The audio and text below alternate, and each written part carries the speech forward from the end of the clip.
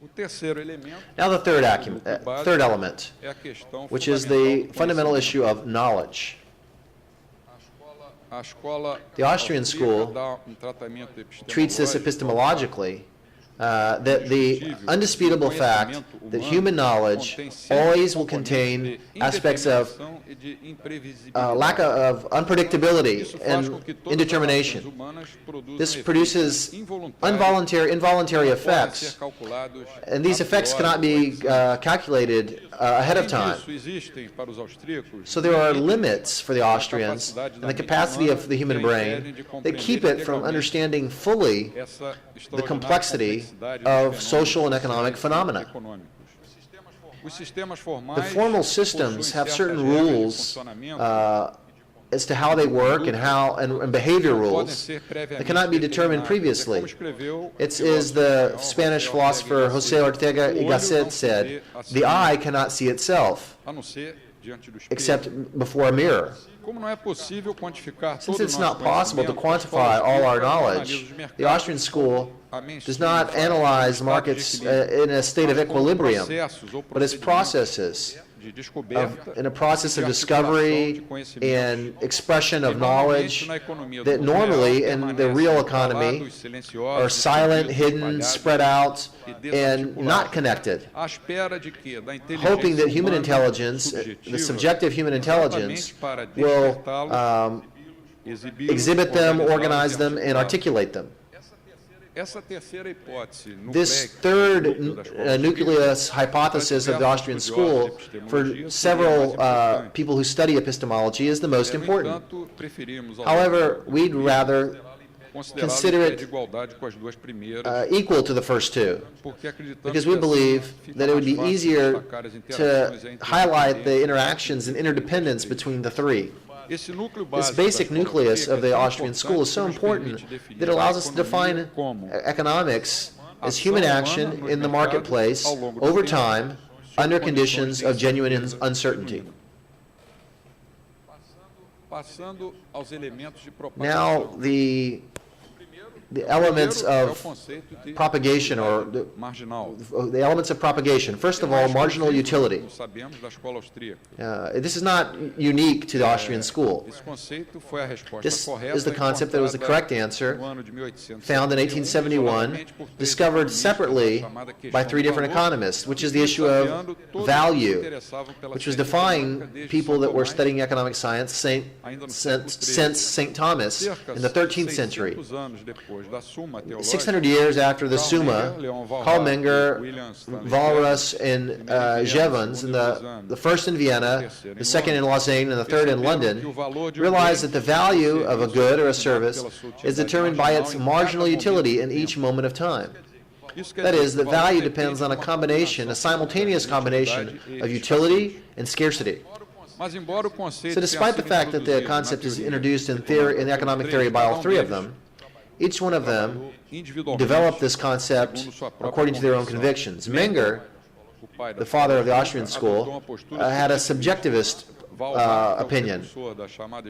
Walras is the forerunner of the general equilibrium school, and Marshall, the father of the partial equilibrium, treated it more mathematically, since the concept of marginal or additional goods and services fit in with the apparatus of the differential calculation. So for the Austrians, the principle of marginal utility, action in dynamic time, and subjectivism are inseparable. The second propagation element is subjectivism. In the Austrian school, it's not limited to the subjective value theory or the perception that the theories that lead with the human field are personal, therefore not subject to testing. Austrian subjectivism refers to a basic presupposition that the content of the human mind and the processes of decision-making that characterize our choices or actions are not determined in a rigid way by external events. Thus, subjectivism emphasizes creativity and autonomy of individual choices. and thus is subordinated to the methodological individualism. That concept that the market results can be explained in terms of individual choices. For the Austrians, economic theory should consider as a priority the collection of facts that explain choices and not be limited to interactions between objective variables. So subjectivism analyzes human action, remembering that this action always occurs under conditions of genuine uncertainty, which is not measurable, and that it happens over the period of dynamic time. When a particular economic agent chooses a course of action, the results of his choices will depend on the course of action that were executed and that can potentially be executed by other individuals. If autonomy is the predominant factor in individual decisions, this means that the future is not only not known, but that it cannot be known or learned. The third element of propagation are spontaneous orders. The intermediate classes of phenomena related to praxeology. They are institutions that exist in between instinct and reason.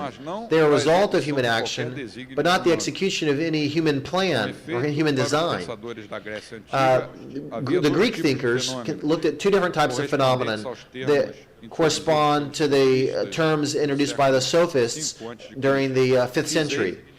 Physei, which means by nature, and thesei, which means by deliberate decision. For the Austrians, however, this dichotomy is does not fit with the social sciences. Hayek said in The Counter-Revolution of Science, Studies on the Abuse of Reason, some type of order appears as the result of individual action, but it's not intentional by any individual. Examples of this are the monetary system, markets, and cultural and linguistic manifestations. The economics of the real world, ever since people understood that they could have advantages through this process of trade, is a giant spontaneous order, similar to the universe, where there's always forces of expansion and contraction and expansion. This is why the Austrians call it market economics, what I think is an ugly word, a catalactic. Podemos passar, então, para o primeiro campo, que é a filosofia política. Now, political philosophy. Political philosophy of the Austrian school should be seen as an attempt to understand and explain the history and institutions, social institutions, in the light of natural limits to the human knowledge.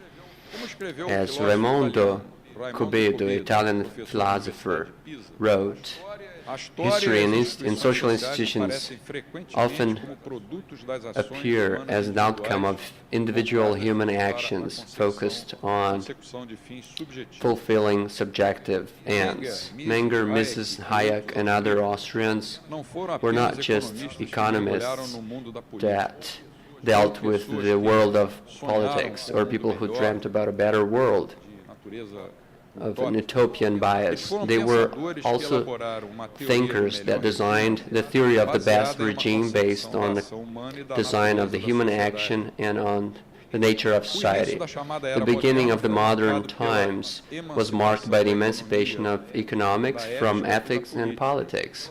That is, based on the assumption that economics, differently from these other two fields of knowledge, would have a status of science. However, today, the debates about the best regime always come linked with economic issues. However, when the Austrians refused to accept the separation between economics from ethics and politics, the academics, in love with the promises of positivism, would not think so.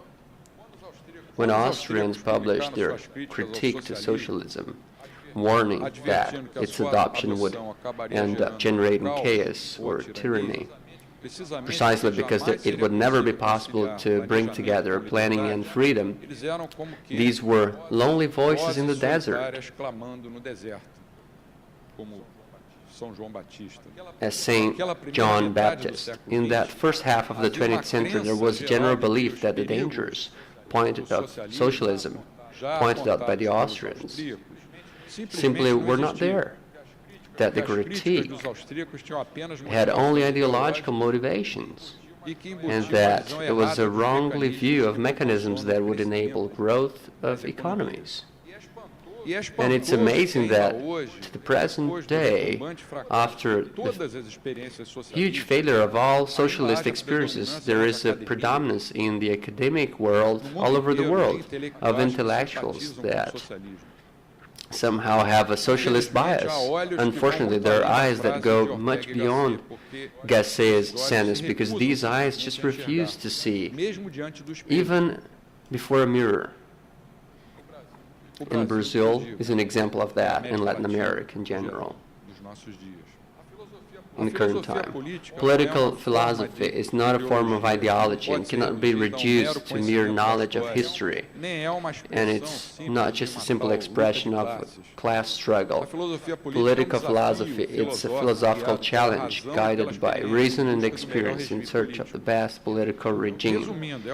Summing up, this is what the Austrian school has always supported. The first topic now is critique to mixed systems. So based on the antithesis between spontaneous orders and directed orders, Hayek made an important difference between the norms of the political system and the institutional system. The first ones were nomos in the Greek, which evolve in a non-deliberate way, in which the legal system go little by little in harmony with uses, customs, and traditions, thereby establishing the guarantees and basic individual rights. It's the common law. These norms should be the basis, the foundations for the law, because these are general rules about just behavior applicable to all in an equal way. And at the end of the day, they represent the cornerstone of the proposition that it's very important that the power of the state need and should be limited. On the other hand, the rules that are thesis-like are deliberate, designed, and planned in the positive law in order to obtain specific objectives in the interest of the power of the state and groups that are part of the state or that benefit from it. Examples of norms of the second time are the obligation of wearing sitting belts when you're driving, public budgeting, and taxes and tariffs. On the other hand, regarding economics, market economics would apply. You could apply the paradigm of cosmos, and for a planned economics, you could apply the paradigm of taxes. Law and economics, according to the Austrian school, are inseparable when you try to seek an appropriate social order. Cosmos nomos represents a social order in which prevails market economics ruled by fair behavior norms that meet the demands of common law. On the other hand, directed order could be summed up by the paradigm thesis taxes. And the main point here of the Austrian school by Hayek, Mises, and other authors is that the intermediate forms between these two orders, a little bit of a market economy and a more open political system as a controlled at least partially by the government as a social democracy, these are not feasible because they suffer from logical inconsistencies that are internal and that tend to fail.